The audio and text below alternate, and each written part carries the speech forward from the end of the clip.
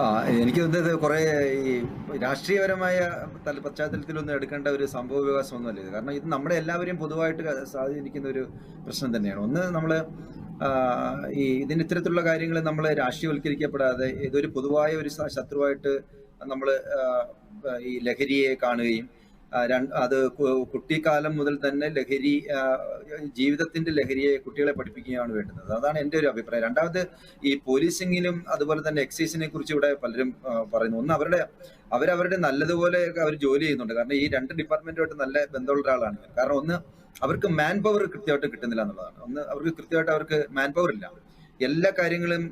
കാരണം ഈ ക്രൈമിന്റെ റേറ്റ് വളരെയധികം കൂടുകയും പക്ഷെ അതിനെ സപ്രസ് ചെയ്യാനോ അല്ലെങ്കിൽ അതിനെ സ്ക്രൂട്ടിനൈസ് ചെയ്യാനുള്ള മാൻ പവർ അവർക്ക് കിട്ടാതെ പോവുകയും ചെയ്യുന്നൊരു സ്ഥിതിവിശേഷം. അവിടെയാണ് പൊതുസമൂഹം ഉണർന്ന് പ്രവർത്തിക്കപ്പെടേണ്ടത്.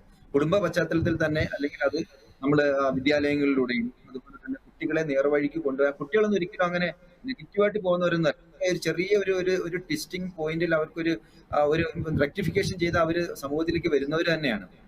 പിന്നെ ഒരു പെട്ടെന്ന് ഒരു വന്ന് അവര് സമൂഹത്തിന്റെ ഒരു ചില നെഗറ്റീവ് തലങ്ങളിലേക്ക് എത്തപ്പെടുകയാണ് ചെയ്യുന്നത്. എല്ലാവരുടെ അച്ഛനും അമ്മമാരും ഒക്കെ അവരുടെ കുട്ടികളെ നല്ലതാക്കാൻ ശ്രമിച്ചുകൊണ്ടിരിക്കുകയാണ്.